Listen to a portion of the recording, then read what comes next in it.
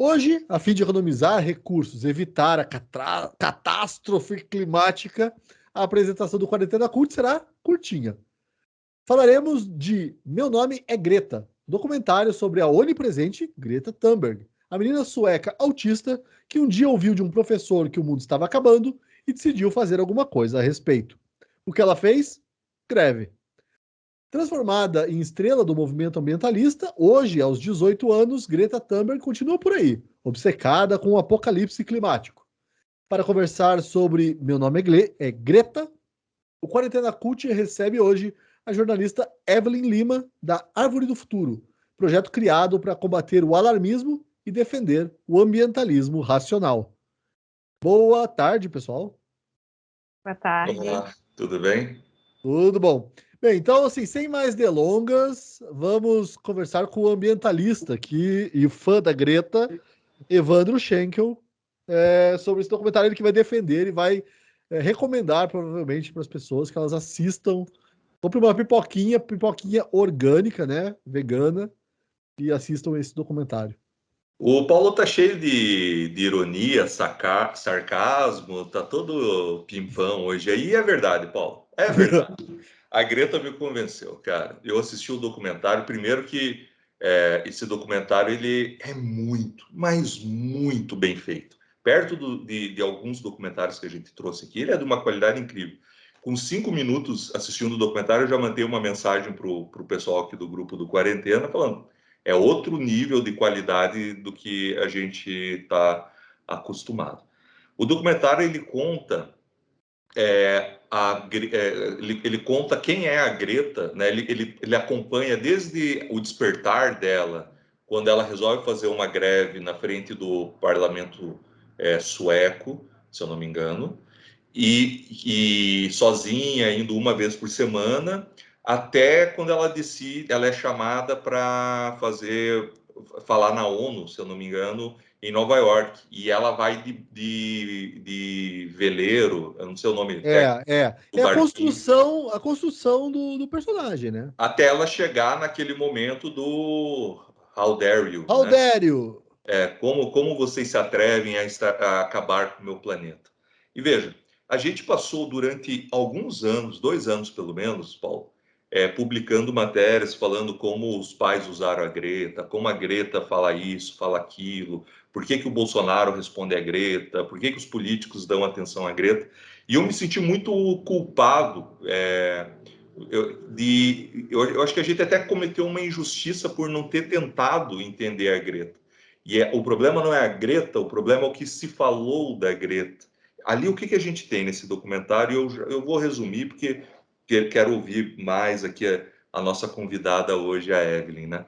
Mas o documentário, ele mostra uma criança de 15 anos com autismo, que ficou durante 3 anos sem se comunicar com outras pessoas, que eles chamam de mutismo seletivo, se eu não me engano, extremamente focada. Você pega essa pessoa e ela começa a consumir, assim, eu me identifico com muitas das coisas ali, que é quando você se foca num assunto, né? Eu, por exemplo, eu já brinquei aqui no podcast Ideias que quando eu puder, eu vou ficar uns 3 anos afastado. Eu gostaria de ter um mutismo seletivo. Eu não quero mais falar e não quero mais ouvir. Mas é foco ou obsessão? Já começa por aí. Cara, aí vai depender de como você classifica e entende o próprio transtorno que ela sofre, que ela é reconhecidamente, ela tem um aspecto de autismo do Asperger. Isso. E ela se concentra nesse assunto. Agora você imagina ali uma adolescente que quer mudar o mundo, que é uma autista, que se foca naquilo e não tem trato social. Ela vai cada vez mais ler sobre aquilo. As consequências daquilo, e você vê que a família tenta estimular ela, porque vê que dali ela consegue começar a se comunicar melhor com o mundo, né? É uma conexão que eles têm com ela, e é estranho, gente, porque é um documentário muito íntimo.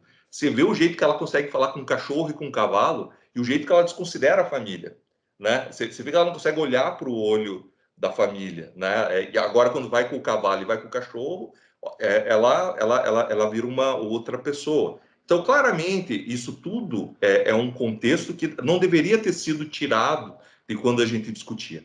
Então, eu volto. ela se foca naquilo, ela começa a ler só sobre aquilo e começa a ser estimulada que aquilo vai ajudar a mudar o mundo que ela está temendo que vai acabar. É honesto quando ela fala, como vocês podem estar destruindo o mundo onde eu estou? Pense que pensamento binário, mas lógico que ela tem. E por que isso é desesperador? Ela chora, muitas vezes, no documentário sozinha, por causa disso. Não é interpretação.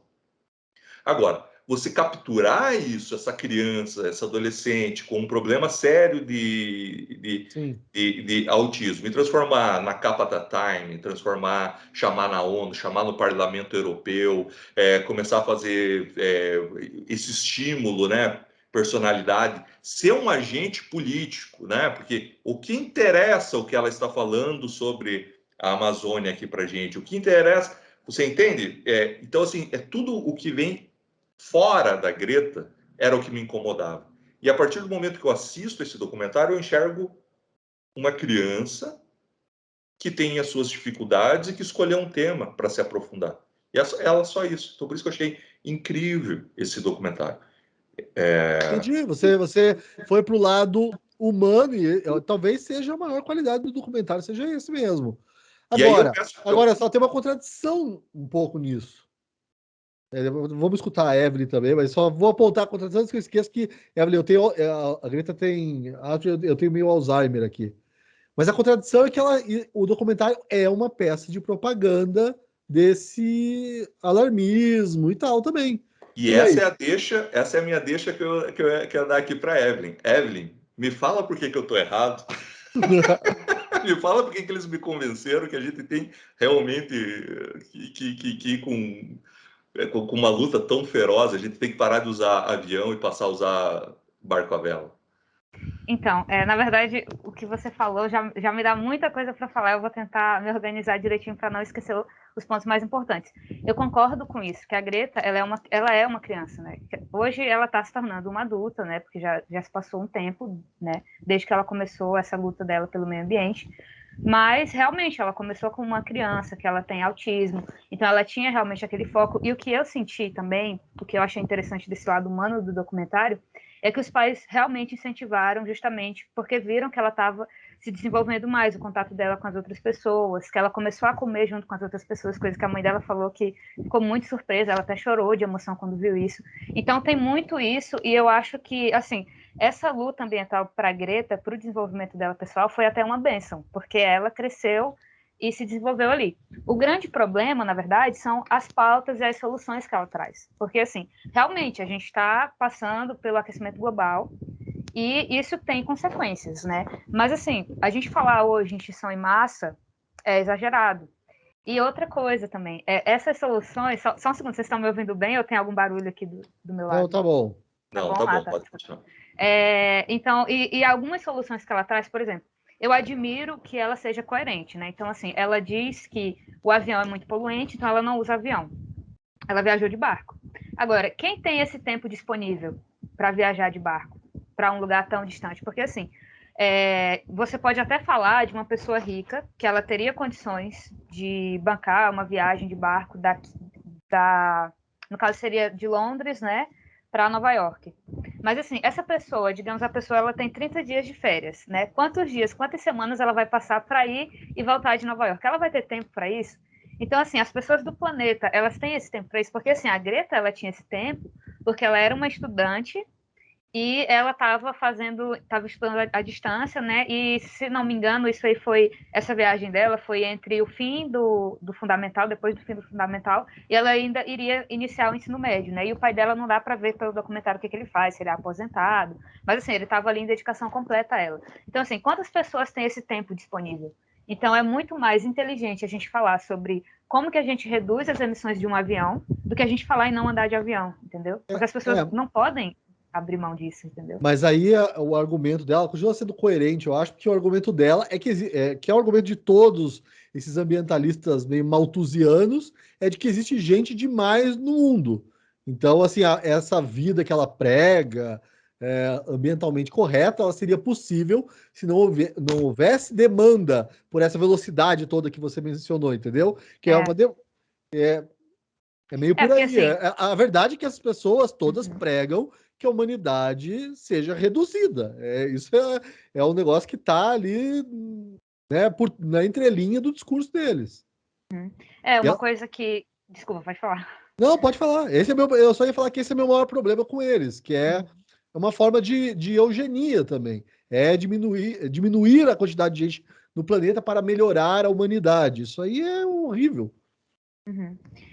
E assim, essa questão de quem viaja dias de barco, né? Quem viaja de verdade dias de barco hoje? No Brasil, são as pessoas que moram ali na Amazônia Profunda, que não tem estrada entre uma cidade e outra, e aí elas passam dias e dias para chegar entre um lugar e outro, às vezes para chegar num posto de saúde, né? E aí, assim, se essa pessoa tivesse a oportunidade de não precisar passar dias num barco para chegar num posto de saúde, né? Se ela pudesse de avião, você acha que ela iria escolher o quê? Ela não ia escolher ficar ali naquele barco, provavelmente, né? Talvez se ela tiver medo de avião, isso aí é outra história. Mas, assim, é um discurso que, por mais que ele seja coerente, porque ela consegue aplicar na vida dela, pessoal, ele não é um discurso abrangente. E muitas vezes ele sequer é necessário. Porque, por exemplo, tem uma cena do documentário que me chamou a atenção, que ela questiona assim, eles estão servindo carne e laticínios aqui na conferência da ONU? Então, assim, nossa, a gente não devia comer carne, né? E o mais importante, o hambúrguer foi o primeiro a acabar, né? O hambúrguer foi o primeiro a acabar, pois é. Mas assim, gente, faz parte da cadeia alimentar do ser humano comer carne. E é possível a gente produzir carne com menos emissões de gases, né? Aqui no Maranhão mesmo tem uma fazenda que ela tem parceria com a Embrapa, e aí eu já conversei com o zootecnista deles, e ele fala, olha, os gases de emissão do solo que a gente tem na nossa produção, a gente conseguiu, na verdade, ter até uma produção negativa. A gente conseguiu reduzir tanto que esse tipo de produção está negativa. E como que ele fez isso? Ele fez, acho que vocês já devem ter ouvido falar da integração lavoura, pecuária e floresta, né? E aí, que aí eles têm várias produções ali, né? Tem a produção do gado, daí no caso dessa fazenda em específico, eles tinham a produção do milho, da soja, tinha coco-babaçu também. Então, assim, além de ser uma coisa que reduziu a emissão de gases da produção pecuária, ela também aumentou a produção do fazendeiro por outro lado, porque ele conseguiu tirar mais milho, ele conseguiu tirar mais soja. Na verdade, agora eu não me lembro se era soja, mas eu lembro que tinha milho. Então, assim, é uma solução que é boa para o bolso do produtor e é boa para o meio ambiente. Então, assim, se eu tenho essa solução, será que não é muito mais interessante eu falar dessa solução para as pessoas, até porque a demanda de carne ela vai continuar existindo, ou eu falar assim, você tem que parar de comer carne, que é uma coisa que a minoria das pessoas vai fazer. Então, assim, eu não vejo, né, por mais que eu respeite a coerência que ela tem, porque ela realmente aplica na vida dela, eu não vejo como soluções viáveis, porque não podem ser aplicadas em grande escala, entendeu? E por não ser aplicada em grande escala, eu acho que vem um pouco a percepção do Paulo Pozonov. Então, se você afirmar que não pode ser aplicado para bilhões de pessoas, então qual é a solução? Não aplicar? Imagino que o ambientalista radical não vai falar que é não aplicar, né? Vai falar reduzir a humanidade. Reduzir, eu entendo você, Paulo. Eu acho que é meio por aí. Eu sempre tenho uma dúvida quando falo em ambientalismo, se a gente está falando em salvar o planeta ou salvar os humanos. Porque eu tenho a impressão que o planeta não está nem aí para a gente, né? A gente pode destruir, jogar bomba, e ele vai continuar ali, né? Sendo o planeta, e só é mais uma geração, né? Agora, quando a gente fala em então a gente está falando em salvar os humanos, né? Então não é nem os bichinhos, não sei o que lá, os bichinhos são uma consequência para ficar mais legal o mundo que a gente vai. Eu acho que é por aí, né? Eu nunca tinha parado para pensar nisso, mas é verdade. E meio que mistura um pouco, né? Deixa eu só falar das minhas impressões do documentário. Assim, a gente estava conversando sobre Duna com um grupo, eu estava conversando com um grupo de amigos. Evelyn, a gente fez sobre Duna, aquele filme na semana passada. E daí um amigo meu falou assim: não, o filme é bom, mas eu dormi um pouquinho no meio. Esse filme da Greta, eu vou dizer a mesma coisa. É bom, mas eu dei uma cochiladinha. Dá sono, Mas né? Mas aí eu acho que eu também me interessei pelo lado humano, mas aí que pegou, Evandro, eu fiquei revoltado pela instrumentalização dessa menina que tem um problema. Ela fica ali, você fala, focada, posso falar, ela fica obcecada, ela fala isso, eu escutei lá o professor falando, ela acreditou. É uma característica do transtorno que ela tem, de ficar focada, não olhar para o lado. Eu entendo também Tem que os uma pais. cena, Paulo, só para explicar para o ouvinte aqui, tem uma cena que é muito emblemática, que é ela faz questão de escrever os próprios discursos. E ela está, acho que, num hotel bem simples, aparentemente, com o pai, e o pai está convencendo ela que ela não precisa escrever muito bem, porque ela vai falar. Daí ela fala, não, mas eu quero... E daí ela começa a discutir, porque ela quer, inclusive, fazer uma correção gramatical no texto. E o pai está com pressa, ele fala, não. Daí ela começa a entrar em modo autismo, né? Daí ela começa, não, porque tem que estar perfeito, e você vê que ela fica burilando e ela deixa de comer, né? Então o pai tem que obrigar ela a comer, porque ela não quer comer. Sim. E aí ela apaga, deita, Nessa e aí, cena... e aí o pai sai e a câmera fica. É. O pai sai, ela vai ver que tá sozinha ali. Eu até achei... Eu queria entender essa relação da câmera, assim, né? Se essa câmera era muito explícita, se não era, se é a mãe dela que tá filmando, ou não. Parece que não, né? Parece que a mãe... Não. Tá tocando. Parece ser profissional, mas assim, tem uma parte, porque eles mostraram mais de uma vez esse processo de construção do discurso dela. Tem uma cena que me chamou muita atenção, é que ela queria falar de extinção em massa, e o pai dela achou exagerado, né? Ele pediu para ela tirar, porque seria muito pesado, alguma coisa do tipo. E aí ela fala que não, que aquilo é muito importante. E aí eu até queria né, conversar um pouco com vocês sobre isso, porque essa coisa da extinção em massa, né, geralmente ela vem como fruto de uma má interpretação de um relatório do IPCC, porque, na verdade, ele estava falando de cortar metade das emissões até 2030 para evitar o aquecimento de 1,5 graus na camada de ozônio, né, o aumento desse aquecimento. E aí ele não estava prevendo bilhões de mortes, né, mas que eles tinham, a gente teria aí cerca de 12 anos, porque ele foi de 2008, né, 2018, perdão, para consertar essa mudança climática antes que se torne muito mais caro e muito mais difícil. Então, assim, na verdade, muitos desses erros, desse medo que muitos jovens têm, e de adultos também, né, claro, ele vem fruto de má interpretações de relatórios científicos, porque ele não estava falando que a gente vai ter uma extinção em massa em breve, né, ele estava falando de consertar enquanto ainda é mais barato, enquanto não é tão caro como pode ser no futuro. Então, isso é algo que eu gostaria de dizer também aí para a audiência que vai estar acompanhando a gente, mas porque eu acho que até para tranquilizar também, né? E a má interpretação é a que gera atenção, porque ela é mais extremista, e você vai entrando num ciclo e que você já não sabe mais o que é verdadeiro e o que não é, porque se você for fazer um fact-checking, né, do que normalmente é publicado depois de... Imagina, porque normalmente é publicado, digamos que numa revista científica, que poucas pessoas têm acesso, é muito caro o acesso a uma revista científica. Alguém tem que interpretar aquilo para fazer uma divulgação científica, e aí o jornalista entra e já faz uma interpretação da interpretação, e aí já vem o editor, né, Paulo? Vem o editor e dá aquela, não, vamos jogar isso daqui para cima. Eu, nesse caso, como editor, eu sou bem bravo, inclusive, com isso. Andei vendo aí, por exemplo, negócio da pandemia, dessa Omicron. A notícia é 3 vezes mais transmissível e, sei lá, 50 vezes menos letal. Omicron é 3 vezes... não, mas a manchete Omicron é 3 vezes mais transmissível. Aí você tem que... Entendeu? Eu sou bem... Mas assim, então, eu achei legal essa proposta que você trouxe, Evandro, porque assim, fica uma... O problema é esse, a Greta é uma personagem para você... Eu acho que vamos recomendar esse documentário para as pessoas, para que as pessoas vejam ela com compaixão, com misericórdia, e não com essa admiração cega, que é uma adoração, e também não com essa rejeição. A guria não é mal intencionada, nem nada disso. Só que ela é manipulada. E aí talvez a indignação, isso é a indignação que me gerou, foi pela manipulação. Eu vejo como usam a menina. Isso não é revoltante? Isso é muito revoltante. E aí, de novo, eu caio na contradição do documentário. Porque o documentário, ao mesmo tempo que mostra esse lado humano, também me parece que é um instrumento de propaganda, que usa... O documentário é um instrumento de propaganda. Ele faz isso, ele quer te convencer que ela é uma líder carismática. É isso que está por trás. Ele quer te convencer que ela tem razão no que ela diz. Não, cara, porque eles não me mostraram, por exemplo, se ela lê o estudo ou se ela lê artigos sobre o estudo.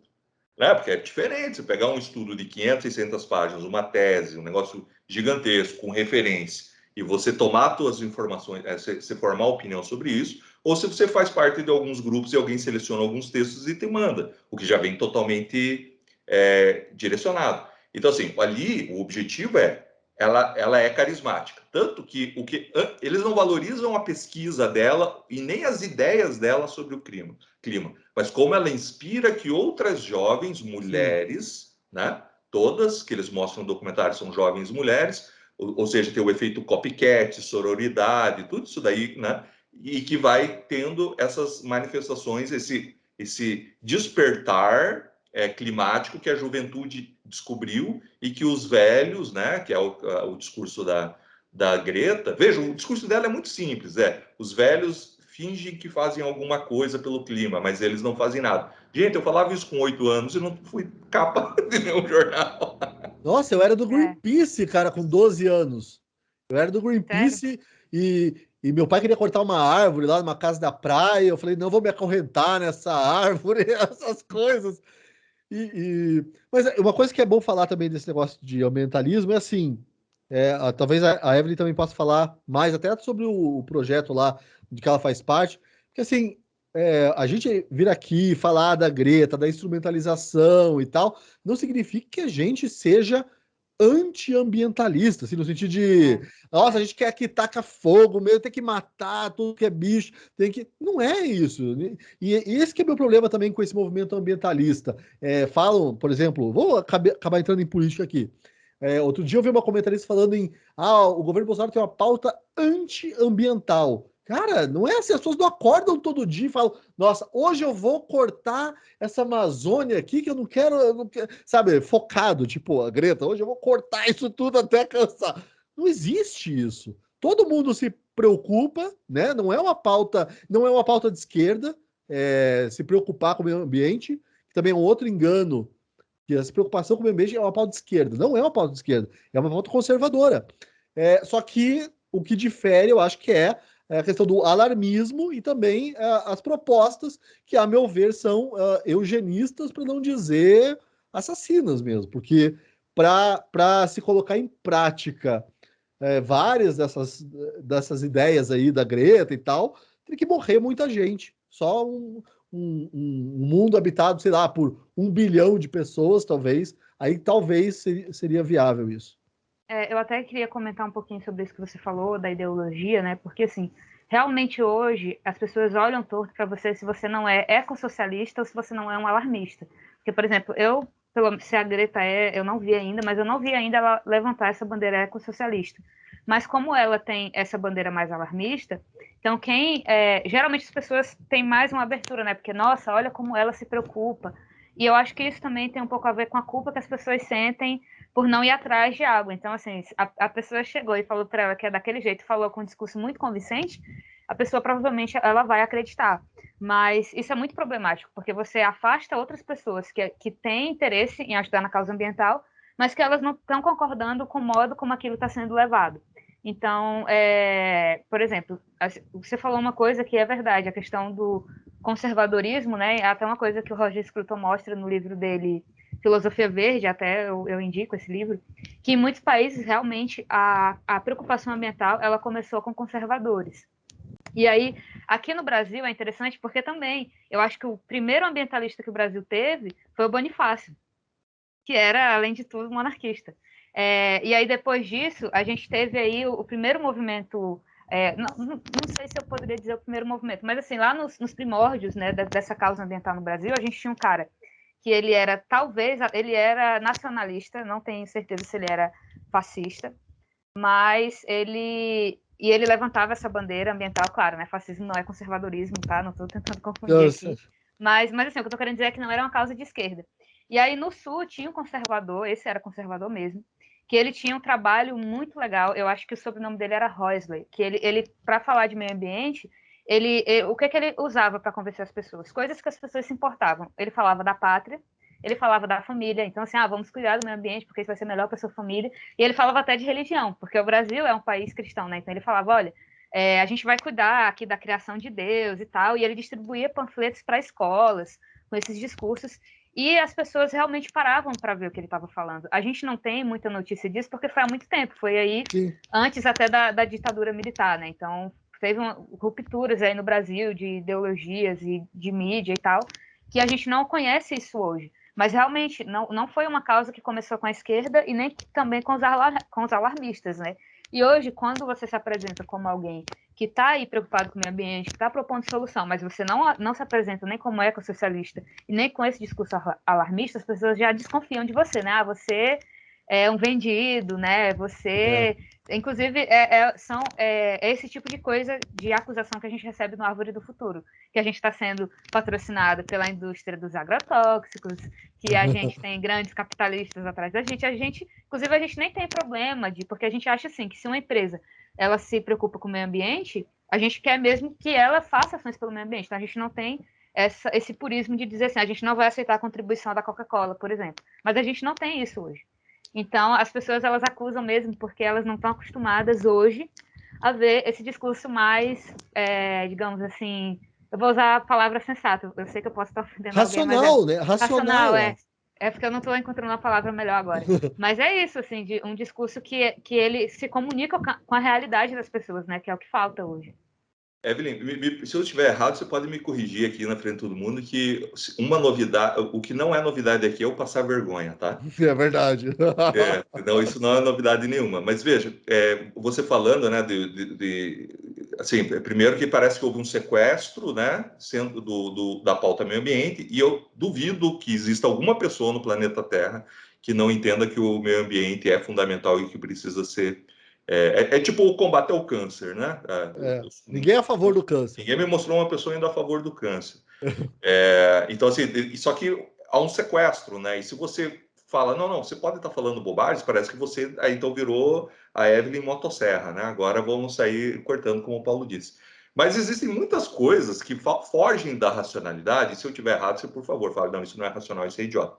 Mas, por exemplo, você falou, eles te acusam, eles te xingam de tá financiado pelo agrotóxico. Então, você já tem que levar em conta que o agrotóxico é algo ruim, sendo que eu acho, né, que se você não tiver um bom uso do agrotóxico, você não consegue nem ser vegetariano, né, porque não vai ter comida suficiente para todo mundo. Você vai na questão de energia, por que a energia nuclear não pode ser debatida, sendo que ela tem vantagens muito grandes, né? É só ver assim todo o que está acontecendo com a Alemanha, né? Depois que entrou o Partido Verde lá, tentando derrubar todas. Depois de Fukushima, né? Que você teve essa regressão da energia nuclear e daí agora você não, né? Depois de desativar tanta energia nuclear, da onde você tira a energia? Você precisa tirar de algum lugar. Por que há tantos dogmas nesse assunto e o que seria uma visão? Eu imagino que o Instituto ele é liberal, ele deve ter uma tendência liberal, né? Acho que por estar associado ao Leandro Narlock, eu imagino que tem. Como que seria, assim, sei lá, algum ponto de vista divergente do ecossocialista, por exemplo, na questão ambiental? Agora, assim, não, você não falou nenhuma bobagem. Na verdade, você falou onde eu queria chegar mais na frente. Poxa. E aí, assim, quem for ecossocialista já vai me cancelar agora. Porque, realmente, os agroquímicos ou agrotóxicos, como as pessoas preferirem chamar, eles podem sim ajudar o meio ambiente, na verdade. Porque aí você consegue fazer o quê? Você consegue aumentar a sua produção em uma determinada área. Então, se você consegue aumentar a sua produção naquela área, você provavelmente não vai precisar de mais área para produzir. Então, na verdade, se usado corretamente, o agroquímico, eu acho que ele é um herói ambiental, porque você consegue produzir mais em menos terras, que é o que está acontecendo, por exemplo. Um exemplo que a gente tem hoje, a soja no Brasil é um negócio muito polêmico, né? O Macron já até acusou o Brasil aí por causa da nossa soja e tal, mas a Embrapa, ela já concluiu que o Brasil ele pode dobrar a produção de soja sem sequer pressionar a floresta amazônica. Por quê? Porque ele vai aumentar essa produção nas áreas que a gente já tem de produção ou aproveitando áreas que já foram degradadas. E aí, claro que você vai usar defensivos agrícolas, você vai usar fertilizantes, e eles podem sim ajudar o meio ambiente nesse sentido, né? Eles prejudicam quando a pessoa ela não faz um uso adequado, e aí aquilo acaba realmente contaminando, impactando o meio ambiente de um modo que ele não deveria estar contaminando se ele estivesse sendo feito da maneira correta. A energia nuclear é outra injustiçada também, porque ela é uma energia livre de carbono e ela é altamente produtiva. Então, inclusive, eu pensei em falar sobre isso justamente por causa do documentário, né? Tem uma parte que me chamou a atenção, que a Greta está lá na Alemanha, e a pessoa que está com ela fala, olha, 90% dessa floresta que foi derrubada por causa das minas de carvão. E os 10% você está vendo ali longe, ali no horizonte. Então, assim, geralmente é isso que acontece. Quando você troca a energia nuclear pelo que a gente chama hoje de fontes renováveis, né, que são aí a energia solar, a energia eólica, e elas não dão conta, os países, eles fazem o quê? Eles recorrem à energia fóssil, né, que é a energia do carvão, a energia termoelétrica do gás, enfim. Então, eles acabam poluindo mais depois que eles decidiram deixar de poluir quando eles cortaram a energia nuclear. Então, isso é um problema, né? E no Brasil eu fico muito chateada, porque além das pessoas terem um medo da energia nuclear por causa de Fukushima, né? Por causa do que aconteceu em Chernobyl, né? Lá na União Soviética, né? Eles acham que isso vai acontecer no Brasil. Por quê? Porque a gente já tem um governo incompetente e tal. Mas por que não deixamos na mão das empresas, né? Porque hoje a energia nuclear, ela é um monopólio estatal. E aí as pessoas falam, mas vai acontecer o mesmo em Chernobyl. Mas Chernobyl era estatal, porque era da União Soviética. Então, assim, são discursos realmente que, se você vai ver na ponta do lápis, eles não fazem sentido. E eu até quero acrescentar aqui... E você conta, eu acho que dá uma mão os acidentes nucleares que você teve, né? Tipo, perto de usina de carvão, de grandes proporções, só Fukushima e Chernobyl mesmo, e teve acesso... Não foi acidente nuclear, cara. Não foi. Foi o maremoto lá, o velho, né? Maremoto é coisa de velho. Ali podia ser qualquer coisa, né? Maremoto é coisa de velho, né? Coisa. É tsunami. Mas, assim, na verdade, só um vazamento de petróleo lá da BB British, me esqueci o nome lá. Você lembra o vazamento de petróleo? Eu lembro daquela do Exxon Valdez no Alasca. Lembra disso? Eu sou velho, cara. Aqui a gente daqui a pouco volta no buraco da camada de ozônio, cara. Eu era o Cretinha. Cara, CFC, uma coisa que a Evelyn pode falar. O CFC, para quem a nossa audiência também mais jovem, era um problema, assim, ia acabar tudo, o mundo ia acabar antes do ano 2000, porque as geladeiras tinham CFC, o ar-condicionado também tinha CFC. O que o capitalismo foi lá e fez? Substituiu o CFC por outro negócio mais eficiente, acabou o negócio, acabou. Você escuta falar sobre CFC hoje em dia? Não. Nossa, o capitalismo é muito malvado, né? Resolveu mais um problema. Malvadão. Inclusive, eu estou até procurando aqui, porque eu vacilei, não deixei aberto, os dados sobre o quanto a energia nuclear é mais segura. Ela é mais segura do que as termoelétricas a gás, né, que o Brasil está recorrendo agora na crise energética. Muito menos mortífera, porque ela não está ali gerando poluição o tempo todo. E, assim, ela só não é mais segura do que, claro, a fonte solar, a fonte eólica e tal, mas ela é mais produtiva. Então, acaba que você compensa, né? Então, aqui, ó, ela é até 467 vezes mais segura que essas fontes comuns aí de energia fóssil, né? Que as pessoas confiam mais. Eu não vejo sentido. A gente só confia mais na usina termoelétrica a gás porque a gente não tem uma educação melhor que mostre pra gente o quanto a energia nuclear é melhor. Porque, eu acabei de contar aqui, ela é 467 vezes menos mortal que a de lignito, 351 vezes menos mortal que a de carvão comum, 263 vezes menos mortal que a de petróleo e 40 vezes menos mortal que a de gás natural. E hoje o Brasil está usando o quê?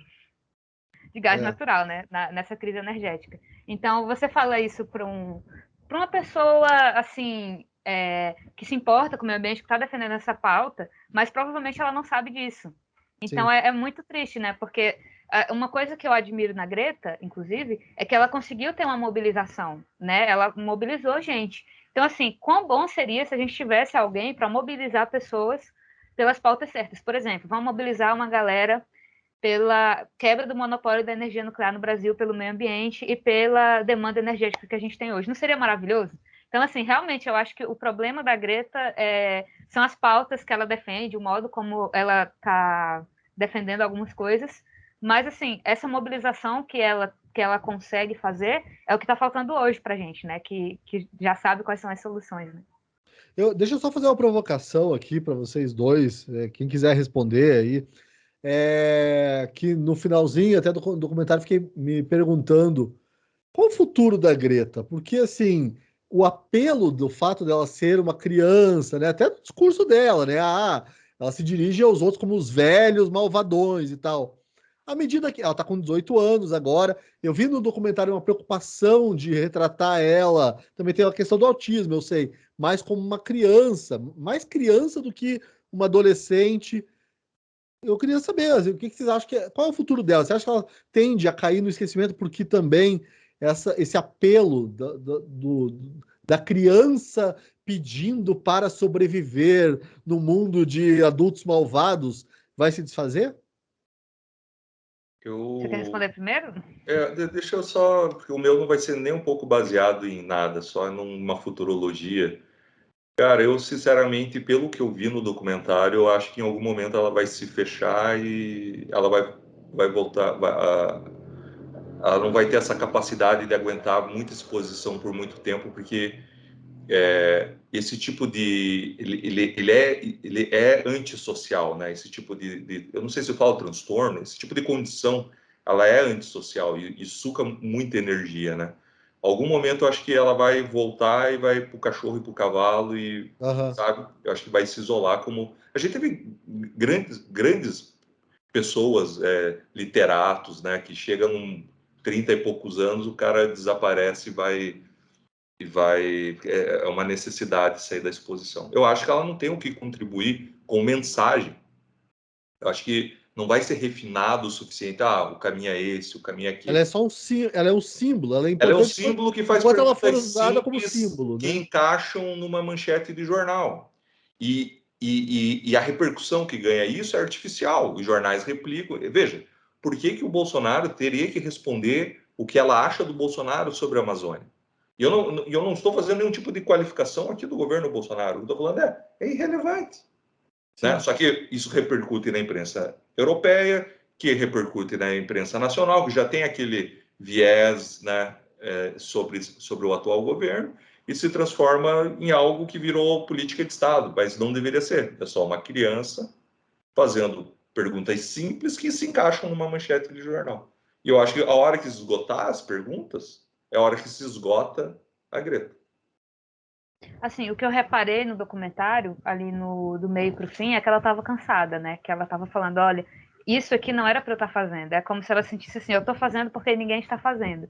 E realmente, ela tem esse discurso que ele tem prazo de validade, né? Porque se ela fala como criança, se o grande apelo é ela ser uma criança falando com os adultos que não fazem nada, quando ela se tornar uma adulta, para ela continuar o ativismo dela, ela vai ter que mudar o discurso, ela vai ter que falar, pelo menos trocar vocês por nós, né? Nós temos que fazer alguma coisa por nossas crianças.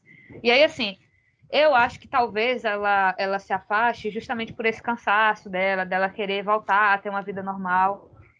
Mas eu acho que assim a mídia ela vai continuar atrás dela ainda durante algum tempo, porque não sei, às vezes ela vai twittar alguma coisa. Então, como ela já se tornou uma autoridade de certo modo, né, naquele assunto, isso eu estou falando no sentido sem julgamento de conteúdo nem de nada, né, mas pela procura que ela recebe.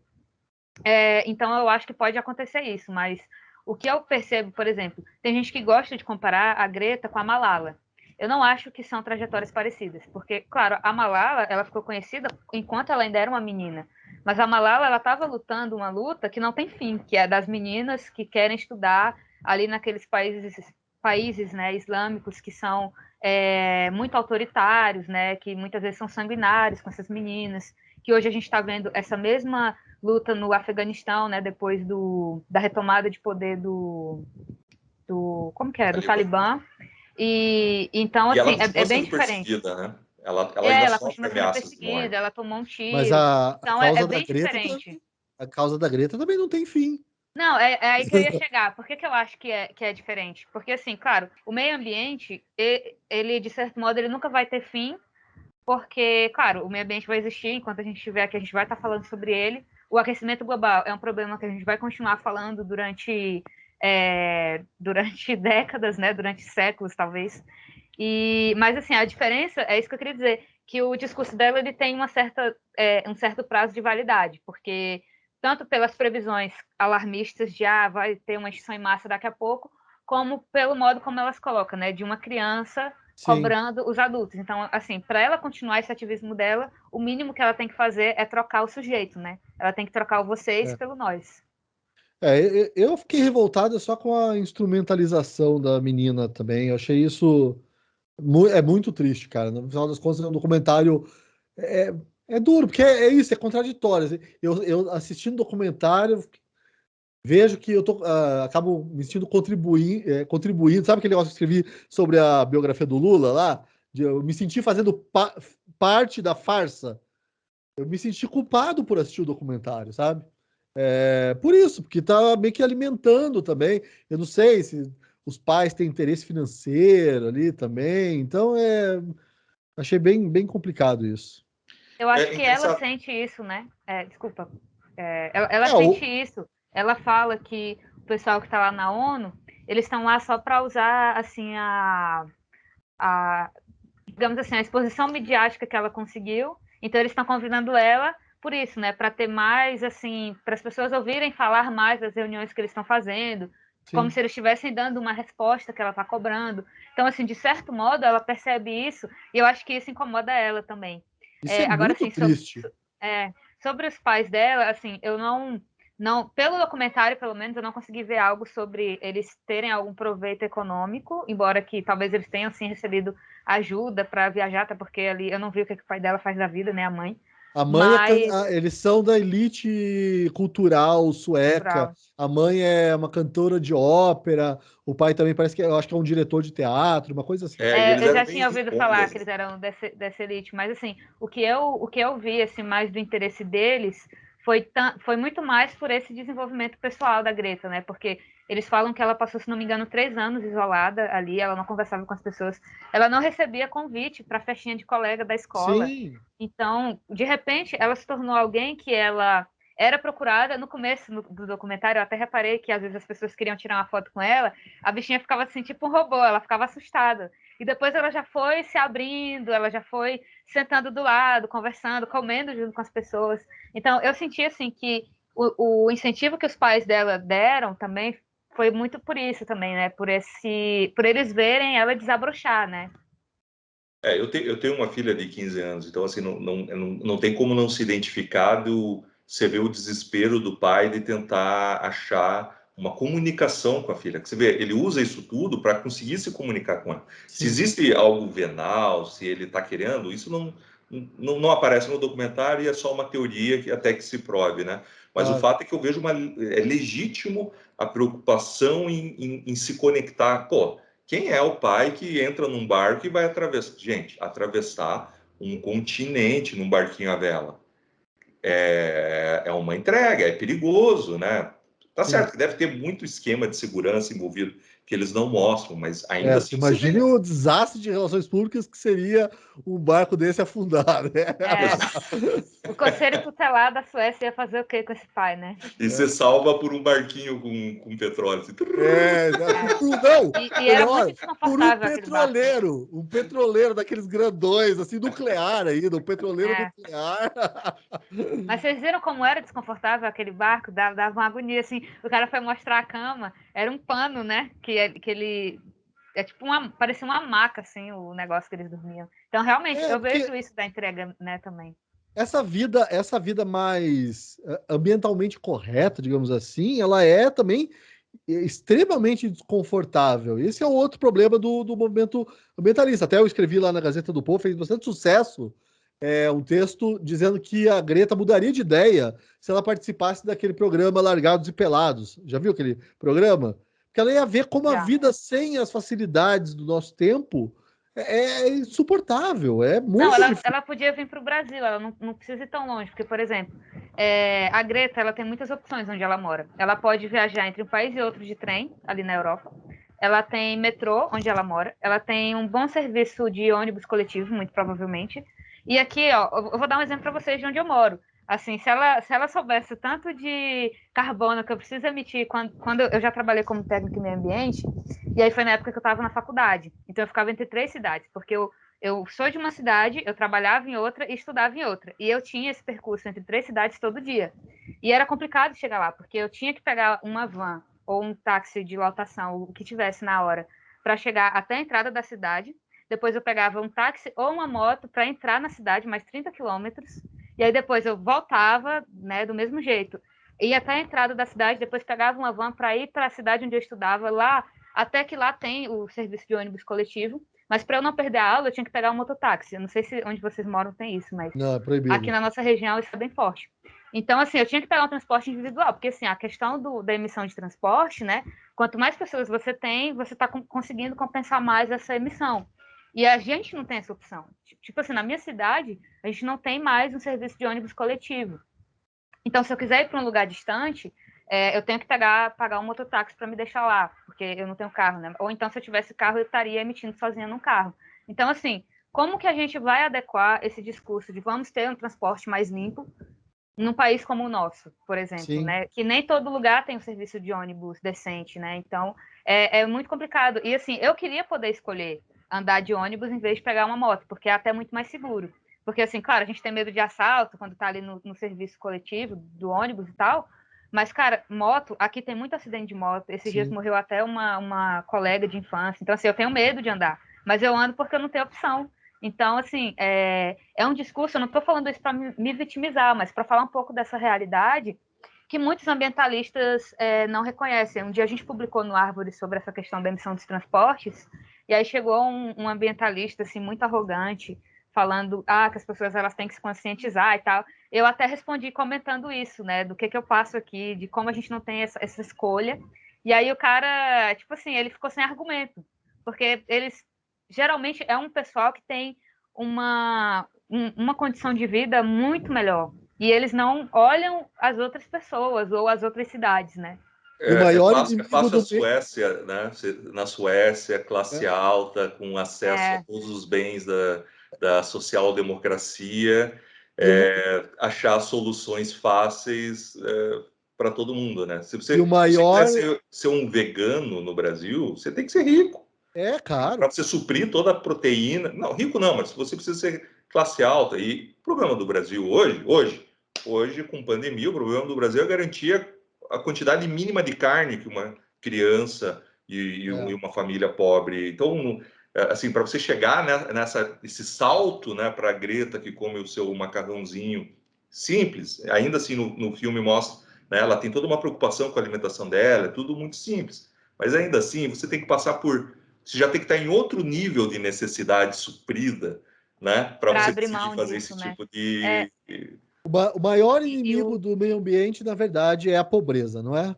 é, e assim, essa questão que o Evandro falou sobre a carne é muito interessante, porque agora no Brasil está tudo mais difícil, né, por causa da crise. E o que a gente viu no jornal? A gente não viu, assim, número de veganos aumenta. O que a gente viu foi foto de gente muito pobre pegando osso que não serve nem para vender no supermercado e no açougue ali. E foi o que viralizou. Por quê? Porque as pessoas elas estão precisando se alimentar daquilo. E a gente hoje, para abrir mão desse alimento de origem animal, por mais que a gente queira, por mais que a gente ache, nossa, é bonitinho, não é a realidade de todo mundo, né? Tanto que você vê lá aqueles pais e mães de família que eles estavam ali se arriscando até de, sei lá, pegar uma bactéria, né, naquele produto que já foi descartado, mas para se alimentar, entendeu? Eles não estão virando veganos. Então, assim, uma coisa que me chamou a atenção no documentário é que ela fala, nós que somos dos países ricos, a gente tem que liderar essa proteção do meio ambiente, porque os pobres têm que ter a chance de crescer. Mas ela não enfatiza isso do mesmo modo que ela enfatiza as outras coisas. Inclusive, eu não vi ainda, nos outros discursos da Greta que eu já li, né, que eu já procurei de saber, ela destrinchando isso mais, né? Como que os países ricos podem fazer algo sem pressionar os pobres, né? Então, é algo que falta também, né? e lembrando, quando ela critica o Brasil, ela está criticando um país pobre. É. Né? Então, assim, apesar da gente, né, ser a nona economia do mundo, o nosso PIB per capita é baixíssimo e de uma desigualdade violenta num território gigantesco que é do tamanho da Europa. Né? É. Vamos para as notas, então, pessoal, que já está 1 hora aqui de duração. Vamos, vamos. Então vamos lá. Ó, eu ia dar uma nota super baixa, mas na verdade eu até comentei com a Evelyn que a gente é chato aqui, né, Evandro? Mas eu acho que assim, vou recomendar que as pessoas assistam o documentário e tentem ver com o olhar misericordioso. E nota 4. Eu agora ou Evandro? Pode ser. Ah, tá. Então, eu gostei do documentário por esse olhar íntimo, porque eu acho que falta muito, tanto para os admiradores da Greta como para os seus críticos, conhecerem quem é a Greta. Então, eu acho que o documentário, ele tem esse papel muito importante. Eu achei legal que os caras... eu até fiquei com pena, fiquei pensando, nossa, quem foi que filmou a Greta e o pai dela nesse barco? A pessoa teve que viajar junto com eles. Então, aí, pelo esforço da equipe também... e por mostrarem, né, de modo tão íntimo quem é a Greta, eu dou a nota 7, porque, assim, o que eu não gostei, na verdade, do documentário não é nem a questão de eu discordar das ideias da Greta, porque eu consigo aproveitar qualquer produção audiovisual se eu achar interessante. O que eu não gostei tanto é que eu achei um pouco monótono. Então, eu vou dar essa nota por isso. Porque, realmente, assim, quando eu estava em 48 minutos de documentário, parecia que já tinha 4 horas, assim. Ele é muito monótono. Mas, assim, por essas outras coisas, eu gostei bastante. E gostei de ver também esse desenvolvimento pessoal da Greta, né, que ela teve ao longo desses anos. Eu vou dar uma nota 7,5 por tudo que vocês falaram, concordo com vocês. É só que eu realmente me prendi, aí eu sei que pode ser porque, como eu tenho uma filha e aqui a gente fala direto disso, eu gosto de estar antenado, eu sei a dificuldade que você tem de conseguir conexão, né, com uma filha adolescente. Então eu achei isso muito bonito, assim. Então eu gostei realmente e por isso talvez não ficou chato, porque me fisgou desde o começo. Só que apesar de vocês dois terem achado mais chato, eu acho que ele tem uma qualidade técnica que é muito, mas muito boa. Ele tem uma montagem muito boa. Então, assim, ele sabe concatenar as coisas, é muito sutil. Ele não precisa escrever nada na tela, ele não precisa... Isso é verdade. Ele só vai mostrando, ele vai mostrando, vai mostrando. E o mais engraçado é que, como muda... Eu já tinha assistido o discurso da Greta lá do How Dare You, ela chorando, e me pareceu falso, me pareceu que ela era dissimulada. Agora que você entende como ela estava cansada, né, como ela estava no limite dela quando ela fala aquilo, né, você vê que é outro discurso, assim, né? Então, é uma criança desabafando porque ela está com medo, e eu acho, sinceramente, que ela estava com medo. Mas é só isso, um medo. Mas é revoltante a instrumentalização. Não adianta. Mas não é culpa dela. Eu sei, com certeza, concordo com você. Mas, enfim. A conversa tá boa. Até esqueci de falar da vinheta, né? Fazer aquela vinheta, que a gente faz uma vinheta que alguém depois coloca. Daí eu até esqueci. Hoje vai ser mesmo. E outra coisa que também está anotado aqui, que é para falar já faz tempo. A Evelyn falou no termo ecossocialista, lá na Gazeta do Povo. Assinem a Gazeta do Povo. Tem lá a matéria, o que é ecossocialismo, explicando o que é essa bandeira aí do ecossocialismo. Também tem, eu acho que tem ecofeminismo também, que é uma outra. E a gente também faz uma distinção entre grupos tipo aquele Extinction Rebellion, eles são muito piores, né, no discurso do que a Greta pode soar. E as pessoas assinem a Gazeta do Povo, é isso. Então vamos para as indicações. Peraí, Paulo, antes das indicações, deixa só. Então, eu sou alarmista. Eu esqueci disso, que eu sou alarmista e eu vou falar. A vida na Terra vai acabar em 6 bilhões de anos, quando o Sol se apagar. Se preparem. Isso realmente vai acontecer. E vamos lá para as indicações. Então, vou começar com a Evelyn, que a Evelyn é a nossa convidada. Qualquer coisa, você pode falar bem de qualquer coisa, pode falar mal de qualquer coisa também. Tá bom. Eu vou até me policiar para não indicar coisas demais, né? Porque, assim, eu queria indicar o livro do Roger Scruton. Eu não me considero conservadora no sentido político, eu tô mais pro liberalismo, mas esse livro dele é muito bom, Filosofia Verde. Ele mostra como os movimentos ambientais começaram em vários países, como eles eram, e muitas vezes, né, geralmente eles eram conservadores. Isso eu gosto de falar porque é legal para as pessoas saberem que a luta pelo meio ambiente não começou com os marxistas. Então, eu indico esse livro por causa disso. Eu indico também o trabalho que a gente fez pelo Árvore, que é justamente sobre isso. Assim, a gente fez um e-bookzinho sobre por que o ambientalismo não precisa ser de esquerda. E aí, assim, vocês podem procurar lá pelo perfil do Árvore, eu posso mandar para vocês. Eu não ia indicar isso, né? Mas como o Paulo citou o Extinction Rebellion, eu quero falar da Zion Lights, que ela era uma ativista do Extinction Rebellion, e ela, de repente, ela deu uma virada, ela percebeu que a energia nuclear era boa para o meio ambiente, então ela saiu, e hoje ela é uma grande defensora da energia nuclear. Tem matéria sobre ela da Gazeta também. Tem no Árvore também, hein? Vamos competir aqui. Tô brincando. Mas tem no Árvore também. Competir. A gente escreveu o leitor assina a Gazeta e depois vai lá e apoia o Instituto. O Árvore, né? Árvore. Não, eu tô brincando, gente. Que isso? Segue lá no Instagram, né? Eu acho que é o principal porta de entrada. Eu vou falar para colocar no link da gente. @Árvore do Futuro, nosso. E aí, outro livro muito legal também é o Factfulness, do Hans Rosling. Ele escreveu... Como que é? Fala que eu não entendi. Factfulness. É porque meu inglês não é lá essas coisas, mas sabe de fato... Factfulness. Factfulness, isso. Não tem tradução, né? Tem tradução para o Brasil, mas o título é Factfulness mesmo, no Brasil. Então, eles traduziram o livro, mas o título eles não traduziram.